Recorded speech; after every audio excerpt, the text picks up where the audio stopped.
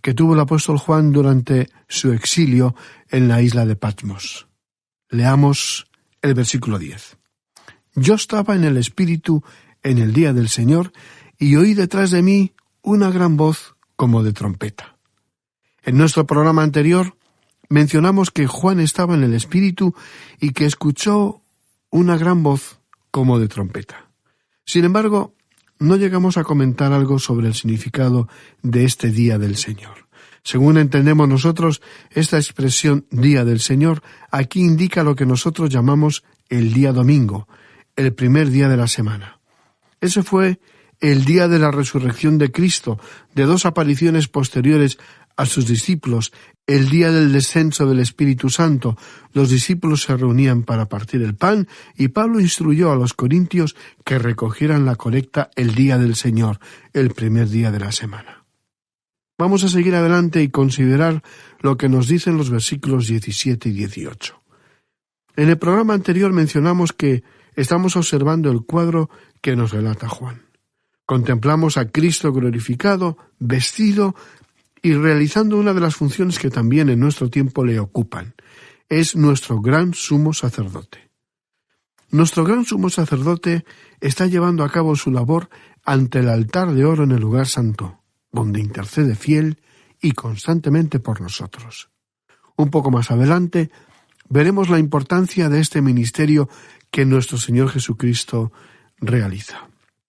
Vimos en el anterior programa que Él, como sumo sacerdote, no solo intercede por nosotros, sino que Él hoy, ahora, está dispuesto a lavar nuestros pies, ensuciados con el polvo de nuestro caminar por la vida. Está dispuesto a lavar nuestras manos, ociosas u ocupadas en asuntos superficiales.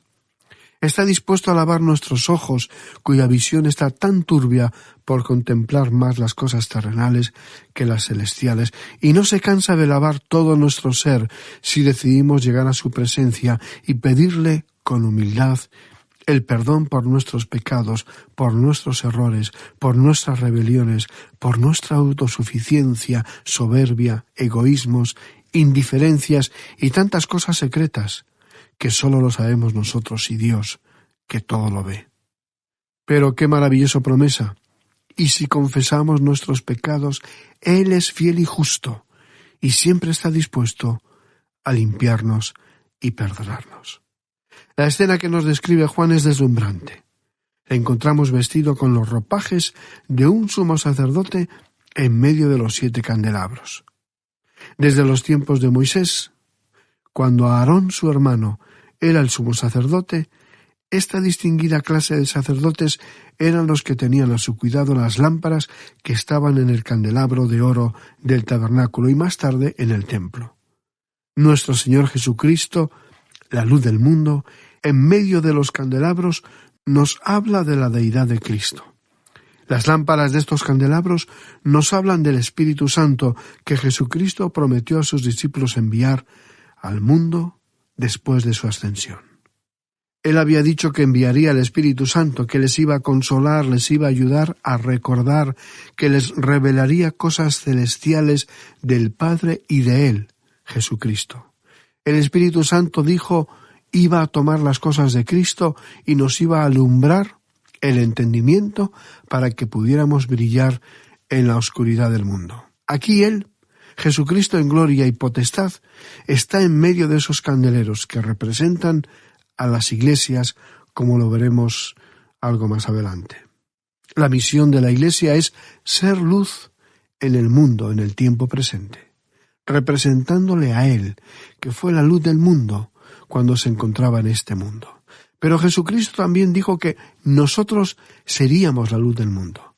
Como gran sumo sacerdote, Él vela por el brillo de la luz, y donde hay sombra, Él procura limpiar la mecha, para que nada empañe su luz.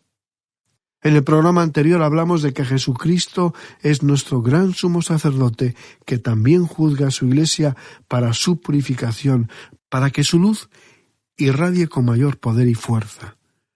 Juan, al contemplar la escena, atónito y deslumbrado, escuchó su voz como estruendo de muchas aguas. Versículo 15.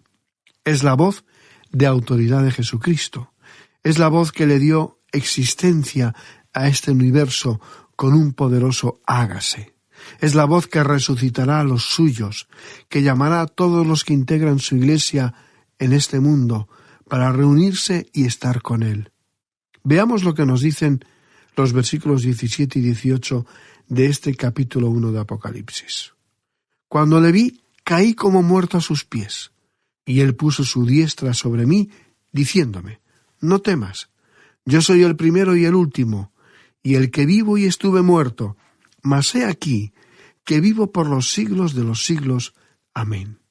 Y tengo las llaves de la muerte y del Hades. La visión dejó completamente paralizado al apóstol Juan. Juan era el más joven de los apóstoles, el que recostó su cabeza sobre el pecho de su amado Señor durante la Santa Cena en el aposento alto. Juan tenía absoluta confianza en su Señor y Maestro, era su amigo y compañero. Pero la visión es tan poderosa, tan impactante, lo que vio y oyó le hace caer a sus pies como muerto. Cuando usted y yo lleguemos a la presencia del Señor Jesucristo, lo veremos también como el Cristo glorificado. Estimado amigo oyente, creemos que se muestra hoy en día mucha falta de respeto y reverencia hacia el Señor Jesucristo. Recordemos que dijo: vosotros sois mis amigos si hacéis lo que yo os mando. Pero en su desmayo, paralizado por el deslumbramiento de esa visión, Juan escucha la clara y firme voz de su amado Señor Jesucristo, por el cual estaba sufriendo el exilio en la isla de Patmos, que le dice, con mucha ternura: no temas. Este es nuestro Señor y Salvador, este es nuestro Dios, el que se compadece de nuestra humanidad, que comprende nuestros temores y desalientos. Este no temas es la expresión, el saludo de la deidad que se dirige a la humanidad. Y a continuación, Jesucristo, el Señor, da 4 razones o motivos para no temer. Primero, Él dice: yo soy el primero y el último. Eso habla de su eterna deidad. Él salió de la eternidad y avanza hacia la eternidad. El salmista escribió: antes que naciesen los montes y formases la tierra y el mundo, desde el siglo y hasta el siglo, tú eres Dios. Y esta palabra siglo indica un punto en la lejanía que se desvanece en la distancia. Así es que, desde un punto en la lejanía que se desvanece en el del pasado, hasta un punto en la lejanía que se desvanece en el futuro, Él es Dios. Él es el primero, porque no hubo nadie antes de Él, y Él es el último, porque no hay nadie que le pueda seguir. La segunda razón por la cual no debemos sentir temor, Jesucristo dice: y el que vive y estuvo muerto. Estas palabras recordaron a Juan la realidad más importante de toda la historia de la humanidad. Jesucristo murió, pero resucitó. Y eso es exactamente lo que dice el apóstol Pablo cuando formuló una pregunta en su epístola a los Romanos, capítulo 8, versículo 34, donde dice: ¿quién es el que condenará? Cristo es el que murió, mas aún el que también resucitó, el que además está a la diestra de Dios, el que también intercede por nosotros. Este es un aspecto maravilloso acerca del perdón de Dios. Si llegamos ante Él con nuestras cargas, con nuestros pecados, cualesquiera que sean, por muy graves y terribles, Dios nos acepta incondicionalmente si somos sinceros en nuestro arrepentimiento. Dios nos escucha, nos limpia con la sangre que su Hijo Jesucristo vertió en la cruz, y aceptándole como nuestro único Salvador, todo el lodo, toda la carga que nos aplastaba, queda removida. Y en la Biblia leemos que Dios tira todas nuestras iniquidades, nuestro fardo de pecados, a lo más hondo del mar, a lo más profundo, donde nadie podrá encontrarlo. Y es más, dice la palabra de Dios que Él borra nuestros pecados, pero también los borra en su memoria. Eso significa que con Dios podemos comenzar de nuevo, como personas nuevas, como nacidas de nuevo. Ese es exactamente lo que significa el nuevo nacimiento, el comenzar como un bebé recién nacido espiritualmente. Cristo murió por usted, por mí, estimado amigo oyente, pero también Él resucitó para nuestra justificación, para demostrar que somos perdonados y que vamos a ir al cielo algún día. El que además está a la diestra de Dios. Y esto es maravilloso. Él está vivo. Él intercede por nosotros. Él ora por nosotros. Sí, así es nuestro Dios.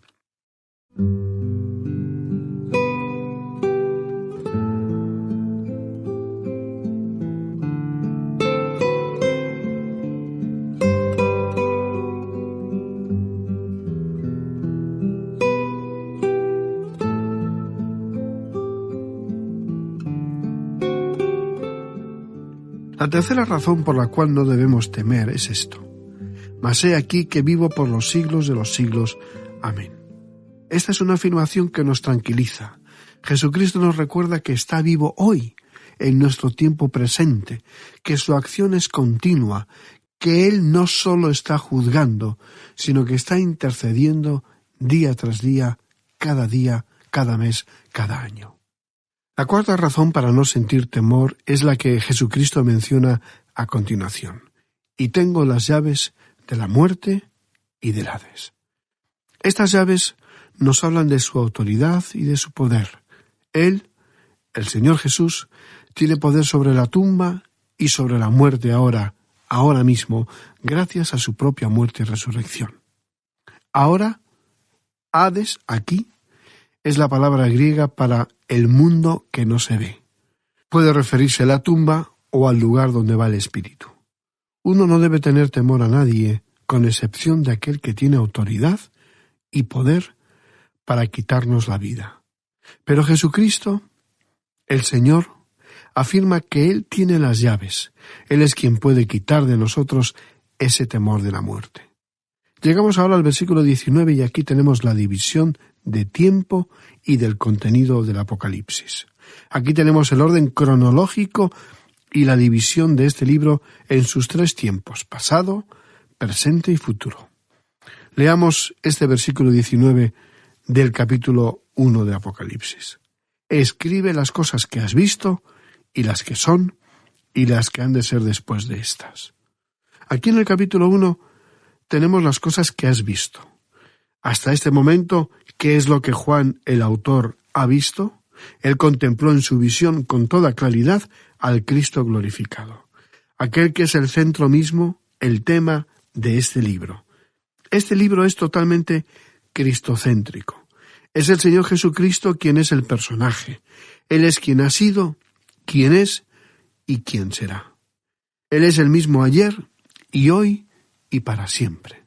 Y el Cristo glorificado ordena a Juan escribir las cosas que ha visto. Y también las que son. Ahora, ¿cuáles son esas cosas que son? Bueno, es la Iglesia en el mundo. A pesar de las terribles persecuciones de muchas circunstancias adversas que batallan por aniquilar la existencia y la evidencia del Evangelio, aún estamos aquí, los cristianos, después de más de 2000 años. Este tema lo trataremos en los capítulos 2 y 3. Luego, las cosas que serán después de estas tienen que ver con el programa de Jesucristo. El programa de Jesucristo abarca la salida de la Iglesia de la tierra cuando es recogida por Jesucristo y las circunstancias y situaciones que tendrán lugar sobre la tierra después de haber partido la Iglesia. El Señor Jesucristo sigue siendo el centro y corazón mismo de esta etapa de la historia de la humanidad. El programa de Jesucristo está contenido en los capítulos 4 al 22. Llegamos al versículo 20, el último versículo de este capítulo 1 de Apocalipsis, y allí leemos: el misterio de las 7 estrellas que has visto en mi diestra y de los 7 candeleros de oro. Las 7 estrellas son los ángeles de las 7 iglesias, y los 7 candeleros que has visto son las 7 iglesias. Notemos que el apóstol Juan utiliza un lenguaje sencillo para presentarnos claramente cuando utiliza símbolos para ayudarnos a comprender lo que esos símbolos significan. De otro modo, él está hablando literalmente. Ahora, Juan escucha la explicación o la revelación de un misterio. Un misterio en las Sagradas Escrituras significa un secreto sagrado que no había sido revelado hasta ese momento, hasta el momento en que fue dado a Juan. Y esta revelación del misterio está relacionada específicamente a aquello que Juan está viendo, la escena que está contemplando, al Cristo glorificado. El apóstol Pablo, antes de su conversión y aceptación de que Jesús era el Cristo, en su feroz persecución de los cristianos, tuvo un encuentro que cambió toda su vida. Se encontró de pronto con Jesucristo en el camino a Damasco. Pero, ¿qué fue lo que vio? Él mismo cuenta: vi una luz del cielo que sobrepasaba el resplandor del sol. Bueno, estimado amigo oyente, ni siquiera podemos mirar al sol sin una protección especial para nuestros ojos. Tampoco el apóstol Pablo pudo hacerlo, no lo pudo ver a Jesucristo en toda su gloria. Pero sabía que estaba allí. Esa luz del cielo que sobrepasaba el resplandor del sol causó una ceguera en Pablo que duró unos días, quizá incluso le restó visión para el resto de su vida. Jesucristo explica a Juan el significado de las 7 estrellas y las identifica como los 7 ángeles. Las estrellas representan la autoridad. En el libro de Judas, versículo 13, se les llama a los apóstatas estrellas errantes. La palabra ángel, en griego ángelos, significa literalmente ángel y mensajero, y pueden ser humanos o divinos. Y aquí podría referirse a un mensajero de las huestes angelicales del cielo, o también puede referirse a alguien que está a cargo de una congregación, a un maestro. Los 7 candeleros representan a las 7 iglesias de Asia. Ellas a su vez representan a la iglesia en su totalidad, la iglesia como el cuerpo de Cristo.